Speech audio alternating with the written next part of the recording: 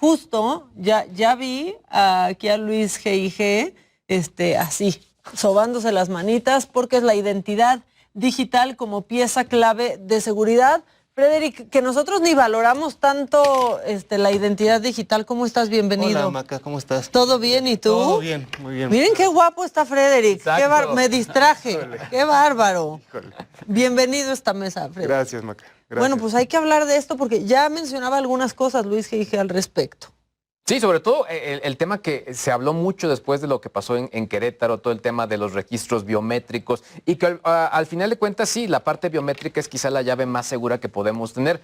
El tema es cómo se respalda esa información y en manos de quién podría llegar a caer, ¿no? Exactamente. Sí, es un tema importantísimo. Lo que pasó en Querétaro, pues la verdad, nadie lo desea, fue una tragedia. Sin embargo, creo que salió muy rápido la Federación Mexicana de Fútbol y la Liga Mexicana, la Liga MX, a decir que se tenían que hacer cosas. Esas cosas creo que van en muy buena dirección, pero hay muchas cosas particulares que hay que tener cuidado, que es la privacidad de datos, la privacidad de la información.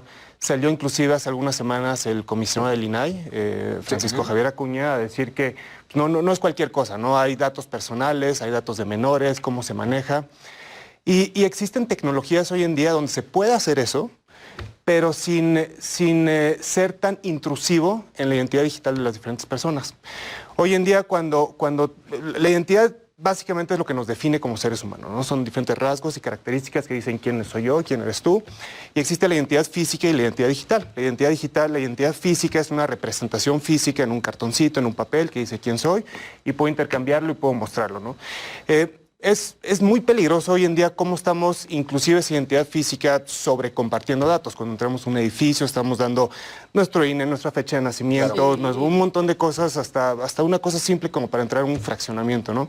Y la identidad digital es algo muy muy pero en el aspecto digital. Existen hoy en día la brecha de información, por ejemplo, comparado con 2020, de 2020 a 2021 aumentó 68% la fuga de información. Afectó entre 300 y 400 millones de personas. Eso es más o menos 3 veces la cantidad de la población de México. Y existieron inclusive en el año pasado, creo que en el sistema financiero, desfalcos por más de 30 mil millones de pesos, de los cuales aproximadamente el 30%, perdón, fue lo que pudo recuperar la gente.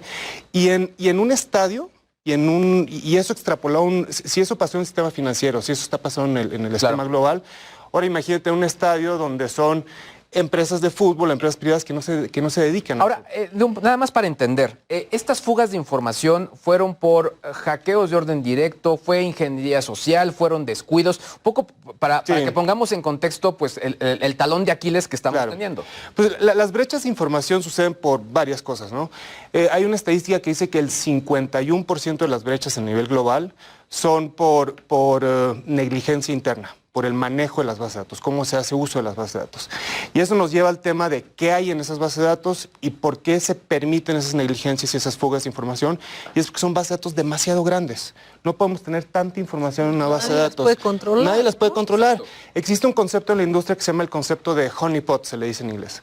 Ese concepto de honeypot dice que cuando una base de datos es tan grande y tiene tanta información relevante, que es de importancia para estas sociedades, organizaciones de hackeo, van a haber tantos intentos de hackeo que por más seguridad que le pongas, eventualmente alguien va a lograr penetrar esa brecha. Entonces hay soluciones de identidad digital en específico, que hay una tendencia a nivel global que empezó a surgir hace 4 o 5 años, que se llama identidad digital autosoberana. En inglés se llama Self-Sovereign Identity. Y esa identidad digital autosoberana está basada en que el usuario es el que controla su identidad, no las empresas. Hoy en día estamos acostumbrados al single sign-on, que entro a una cuenta con mi contraseña de Google, con mi contraseña de Facebook, con mi contraseña de lo que sea, pero esas son contraseñas federadas que están controladas por organizaciones. Cuando hay una brecha en esa organización, hay una brecha en casi todo lo que esa organización afecta, ¿no? Y el Self-Sovereign Identity, que es lo que estamos impulsando muchísimo, es una tecnología que está basada con protocolos de blockchain, que no tiene nada que ver con criptomonedas, donde existe un protocolo de intercambio de información segura, donde yo te puedo comprobar a ti únicamente la información que tú requieres y que tú necesitas para cierto fin y cierto uso, sin necesidad de sobreexponer mi información. Un ejemplo práctico es si algún día voy a rentar un coche, un automóvil. En esa renta de automóvil, pues lo único que necesitan es saber que lo puedo pagar y que tengo una licencia de conducir. Y ya. Y ya, Exacto, no tienen por qué saber dirección. dónde vivo, mi dirección, cómo Y te me piden llamo. todo. Te piden absolutamente todo. Hasta recibos. Hasta recibos, ¿No? ¿como para qué? Entonces existe tecnología donde te piden a través de una aplicación, oye, compárteme esta información. Yo como usuario tengo la certeza que quien me lo pide es una empresa, una institución que forma parte de un ecosistema de empresas validadas y lo comparto únicamente que tengo una licencia y que tengo más de 18 años. No le tengo que decir mi edad, no le tengo que decir que nací en tal fecha, que tengo tal año, sino simplemente yo a ti te demuestro que tengo más de X años por cómo funcionan estos protocolos que Sí, estamos ya sin impulsando. revelar más datos. Ya o sea, sin lugar revelar de más datos. nacimiento, año de nacimiento. Exactamente. Bueno, ya está validado. Por eso. Exacto, ya está validado. Ahora, el gran problema que yo veo, por ejemplo, y ya decías, la Federación Mexicana de Fútbol se quiso poner las pilas rapidísimo. Sí, pero brincándose muchas cuestiones que el INAI por eso. A mí lo que me preocupa es, ya en algún tiempo había sucedido que querían credencializar. No sucedió absolutamente nada con eso. Y donde veo yo más un área de oportunidad es en la reventa, porque siempre es lo mismo, ¿no? Para supuestamente en todos los estadios hoy en México, cuando viene la venta de boletos, tienes que llegar con tu credencial de lector, volvemos a lo mismo, y no se te venden más de 4 boletos. Curiosamente, los revendedores siempre terminan con 15,000 boletos. Sí. Entonces dices, ¿cómo es posible eso, no? Exactamente. Sí, y creo que se puede aplicar mucho para la reventa, se puede aplicar mucho para las butacas que ya están previamente asignadas, Sí. se puede aplicar biometría facial para saber que quien compró una butaca realmente es quien vaya a esa butaca, pero la biometría facial es un componente más de lo que es la identidad digital. La identidad digital comprende en realidad una serie de factores, nuestro comportamiento en Internet, quiénes somos, cuándo nacimos, etcétera, etcétera. Y este tema de reconocimiento facial en los estadios, sí, creo que eventualmente sí hay que hacerlo, pero con cuidado, porque en algunos países te lo prohibieron. Sí. Claro, porque hasta en el cajero automático de pronto lo sí, hacían, ¿no? por ejemplo, en España trataron de hacer una cosa similar en los estadios y lo terminaron echando para atrás.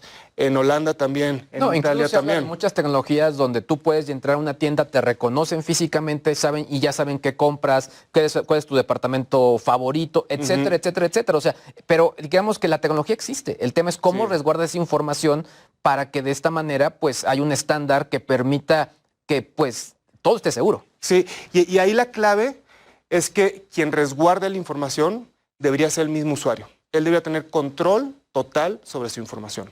Hoy en día, como dije hace rato, lo resguardan las grandes empresas, los grandes corporativos.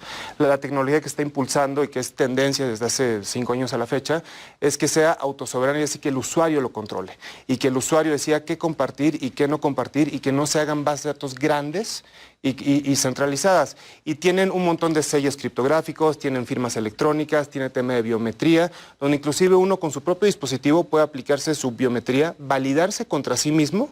Eso genera un QR y que eso te da acceso a algo sin que ese tercero te haya hecho la biometría facial, sino te lo hiciste tú mismo comprobando que eres tú y compartes únicamente las credenciales intrínsecas que tienes que compartir para ese Y fin. no más.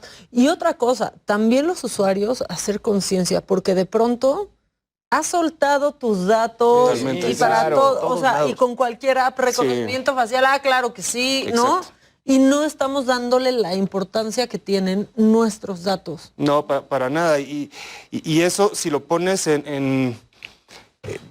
si lo ves en el tamaño, por ejemplo, cada usuario tiene vinculado su cuenta de correo en promedio entre 130 y 200 cuentas diferentes. Claro. Entonces yo con mi correo de Hotmail, de Gmail, de lo que sea, tengo 130.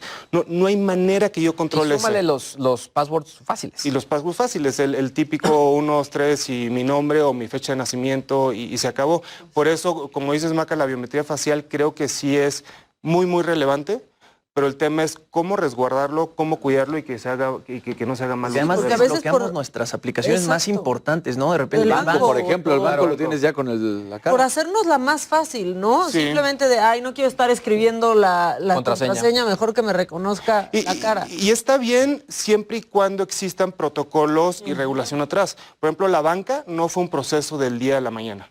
de la noche a la mañana, perdón. La banca fue un proceso que empezó con ciertos pilotos, estuvo la Asociación de Bancos de México atrás, estuvo la Comisión Nacional de Bancaria y de Valores. Después de ciertas pruebas pilotos entre la CNBV y los bancos, inclusive el mismo INE, que en México no tenemos una credencial de identidad, sino es el INE es el que toma ese rol. Se hizo pruebas con la banca y después de varios años fue donde empezaron a poner las regulaciones y las metas para que saliera el Go Live en cierta fecha, ¿no? Y creo por eso que en los estadios es algo que también se puede hacer, pero no es algo que pasa así, de la noche a la mañana. Tiene que ser un proceso, tiene que haber unas pruebas pilotos, tiene que haber una regulado. Siempre vamos a volver a lo mismo. ¿Cómo le vas a hacer cuando vayas a llevar niños? Porque no deben de tener la información de los niños. Bueno, de un menor de edad, ¿no? Porque también ni de 15 años se debe de tener esa información. Y la problemática también en los estadios es, porque ya lo decías, estuvo prohibido en lugares, por ejemplo, en Inglaterra, en Bélgica. ¿Qué es lo que hacen cuando quieren evitar que entre algún hooligan? Pues tal cual es a la vieja usanza, con las camaritas, y están los de seguridad viendo y cotejando que no vaya. Y claro, se les cuelan personas, porque al final pues no puede estar haciendo. Lo que sucede... Y ya lo decías tú, en Estados Unidos con alguna venta y reventa de boletos, la gente ya compra su boleto, ya saben qué es el boleto y está autorizado lugares del mismo donde lo compraron para revender. Entonces saben quién está vendiendo el boleto, a quién lo compra ahora. Entonces sí hay un seguimiento puntual de esa situación que yo creo que así es como debería de iniciar y no tanto con la cara de la persona, ¿no? Sí, exactamente. La cara de la persona es un factor más de todos los factores que compran nuestra identidad. Claro. Y como dijiste, los menores están protegidos. Tenemos en México leyes que nos protegen. Está la Ley Federal de Protección de Datos Personales. Está el derecho ARCO. Para los que no conozcan qué es el derecho ARCO, es el derecho al acceso, rectificación, cancelación y oposición de mis datos personales. Donde el acceso es que yo como individuo tengo derecho a decirle a cualquier organización que tenga mis datos, quiero saber qué información mía tienes tú. La cancelación es que la información que quiero que te olvides. Rectificación es que la corrijas porque hay un error, y la oposición es que sin el aviso de datos personales o en el aviso de privacidad decía quiero hacer cierto uso de esa información, ahora yo ya no quiero que hagas uso de esa información. Y creo que todos como individuos tenemos que ser conscientes de ese poder que tenemos, pero también existen muchas complicaciones en el proceso de hacer uso de ese derecho ARCO, porque tienes que levantar una carta, levantar un oficio, mandar un mail, y lo que se está impulsando ahorita son tecnologías donde con 2 o 3 botones tú dices, quiero saber qué información mía tuya. ¿Por qué? Porque tengo derecho a ella, porque es mi información. Yo como usuario, yo como individuo te la estoy prestando a ti, organización, y tu organización no eres dueña de esa información. Oye, Frederick, y a nivel tecnología de consumo, desde tu óptica como experto en la materia, ¿quién lo está haciendo mejor? O sea, no sé, yo desde lo que estoy viendo, creo que Apple han estado tratando de limitar mucho esta situación, de limar asperezas. Se habla mucho de Facebook y obviamente todo lo que hizo Meta, etcétera, etcétera. Pero tú, ¿qué estás viendo? Sobre todo un poco entendiendo en cuáles están actuando de una mejor manera. Yo creo que sí, Apple va cada vez por un camino mucho mejor. Al comienzo, todas estas empresas de consumer electronics eran... ya, necesitamos la información, y ya se fueron dando cuenta poco a poco que el consumidor se empezaba a preocuparse mucho más por sus datos personales. Entonces creo que Apple va en muy buen camino. Hoy en día cuando subes una aplicación al App Store, ya ellos te lo revisan y te van diciendo cada dato personal que tú pidas, hasta te van diciendo ¿y por qué la pides? ¿Y por qué la quieres? Justifica. Y si no se las justifican, te van poniendo candados. Hay humanos detrás y no te permiten subirla así nomás porque sí. Sin embargo, sigue siendo una organización y sigue siendo una corporación. Facebook y bueno, Meta también está mejorando bastante. Sin embargo, en el 2021 tuvo una de las fugas de información de las que fueron de las más grandes a nivel nacional.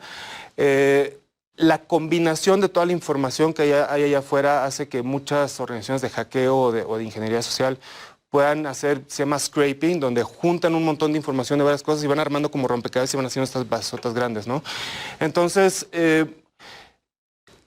creo que cada vez también hay más asociaciones independientes que van regulando el tema y van poniendo propuestas sobre la mesa. Una es una asociación en Estados Unidos que se llama Sovereign, está Identity for All, está el consortium de W3C, donde en todas esas hemos tenido la fortuna de participar un poquito, inclusive ser un nodo en México en Sovereign, donde lo que se hace es que se anonimiza toda esa información y lo que se guarda en protocolos y transacciones de blockchain en realidad no es el dato personal de la persona, sino es la evidencia de que yo te compartí a ti, Luis, cierta información, Claro. pero no te dije qué información era, sino que eso va en un canal privado completamente por aparte, y eso es algo que hoy en día está empezando a revolucionar la Oye, eso industria. del scraping me preocupó sobremanera porque al final es, o sea, de este lado voy robando direcciones, Sí. de este otro lado fotos, de este otro lado números de cuenta. Pero si tú tienes algo que empareje, como podría ser un correo electrónico, es cuando arman justo esto que dice, el rompecabezas, y ya tienen la información Lo van completa, sacando de Sí. todo. exacto, de un solo individuo. Está muy fuerte. Sí, y el año pasado creo que LinkedIn tuvo un caso donde le publicaron, pusieron a la venta una base de datos de creo que hay 500,000 usuarios, 505 millones, no me acuerdo, es grande la diferencia. Y justo fue un tema de scraping, donde por los correos que te mencioné hace rato, que cada individuo tenemos en promedio 130 entre 130 y 200 cuentas vinculadas a nuestros correos. Entonces empezaron que si con un correo electrónico, después cuando hackeaban una base de datos, sacaban ciertas contraseñas y con esas contraseñas, con el mismo correo, trataban de entrar a otras cuentas. Sacaban una foto de un lado, sacaban una fecha de nacimiento y armaban un rompecabezas donde son bases de datos vendibles y con altísimo valor. Y mucho empieza inclusive por la ingeniería social. Cuando el típico caso de que te hablan del banco, ¿no? Y te dicen que eres una persona X, sacan una información básica del estado de cuenta que encontraron en tu basura. Hola Maca, hablamos de tal banco, necesitamos corroborar tu información. Empezamos a dar un poquito de información y que no ese poquito de información, a las 2 semanas hacen otra llamada y te sacan más información. Y luego te sacan más información. Para después dar el golpe. Para después dar el golpe.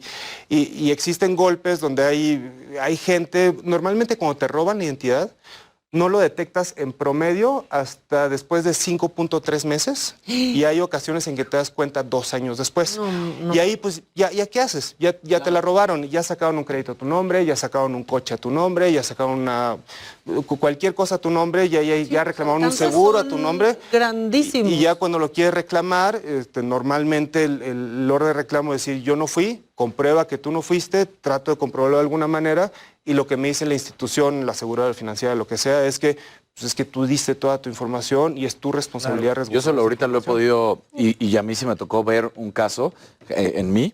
Yo tengo las alertas de buró de crédito y de repente me llegó que estaban solicitando un crédito y que vivía supuestamente en Tlalnepantla. Y yo luego dije, no, espérate, no y fue la manera en que yo supe que estaban utilizando mi identidad. Claro. Y así. Ahora, ¿qué tan costoso es implementar la digital, ¿no? Esta identidad digital? Empecemos por los estadios, pero Claro. a nivel mundial en todo el día al día, ¿no? Sí.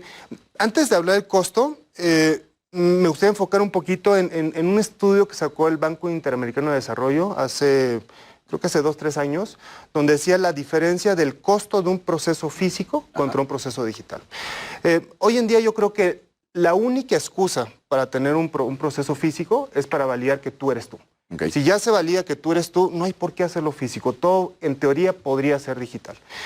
Y ese proceso físico, cualquier trámite burocrático, sacar un crédito, un trámite con un gobierno, sacar una colegiatura, según el Banco Interamericano de Desarrollo, costaba en promedio $9.10. Okay. El costo, no estoy diciendo el precio, sino el costo que pone una persona ahí, que ponga el sellito, que empuje Sí, el papel, etcétera. que ¿no? funcione. Que funcione.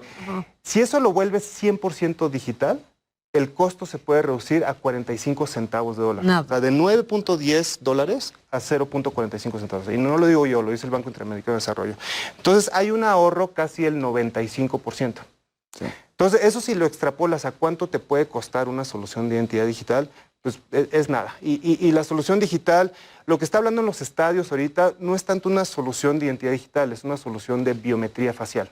Que la biometría facial, pues sí tiene cierto costo. Tienes que poner cámaras, tienes que poner hardware, tienes que poner gestores, el almacenamiento, cómo lo almacenas, en qué redes, con qué seguridad, con qué estándares, etcétera, ¿no?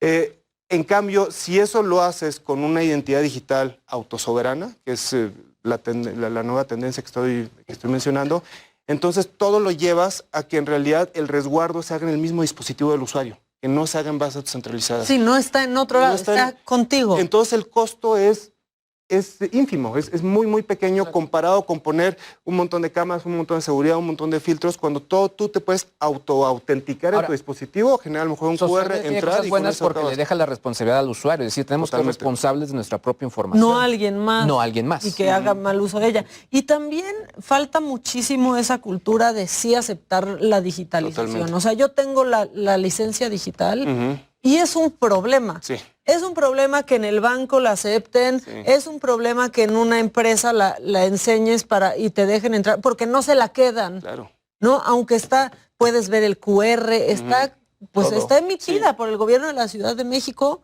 pero no existe. Sí. Pareciera que solo tiene validez pues ante los policías de tránsito, con suerte, no me han parado, ¿no? Y no he tenido que enseñarles la licencia, pero es como si no valiera. Es como si no valiera.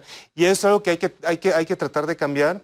Y creo que no solo aplica para la licencia, aplica para todos los otros documentos digitales que podemos ir sacando. Sí. Por ejemplo, hoy en día, después de tu familia y tu círculo más cercano, ¿quién es el que te conoce más? Tu patrón, el que te da trabajo. Tu patrón, el que te da trabajo, el que te paga la nómina, sabe tus antecedentes, sabe cómo te compras en el trabajo, Tu sabe buro de cuánto te crédito, pagó, incluso, porque tu buro de lo crédito, piden. sabe tus estudios, sabe todo eso. Entonces, piensa en todas las empresas hoy en día que te dan tus credenciales físicas y estás con tu credencial física para todos lados. Y después quieres pedir un crédito y quieres comprobar que trabajas en cierto lado. Tienes que ir otra vez con tu patrona que te firme una carta y enseñar a lo mejor tu credencial física, enseñar a lo mejor tus recibos de nómina. Y si eso se puede hacer de una manera 100% digital, que además la credencial física a lo mejor te sirve para ver que tengas que estar en la zona física donde tengas que estar. Claro. Pero con una credencial digital tú puedes compartirla con una institución crediticia, por ejemplo, y decir, yo no gano lo que gano porque yo lo digo, sino porque lo dice mi patrón. Claro. Y acá está, y yo te lo estoy compartiendo porque trae un sello criptográfico de mi patrón y tienes que aceptarlo porque es como si fuera un sello de mi patrón. Te doy mis recibos de nómina que los emitió mi patrón. Te doy todo mi historial laboral porque me lo dio mi patrón. Y lo mismo para cuando haces quieres postular por una maestría, para un doctorado. Hoy en día es un proceso bastante burocrático donde terminas la licenciatura, quieres una maestría y todavía tienes que empaquetar todo en folders, tienes que mandarlo, tienes que sellarlo.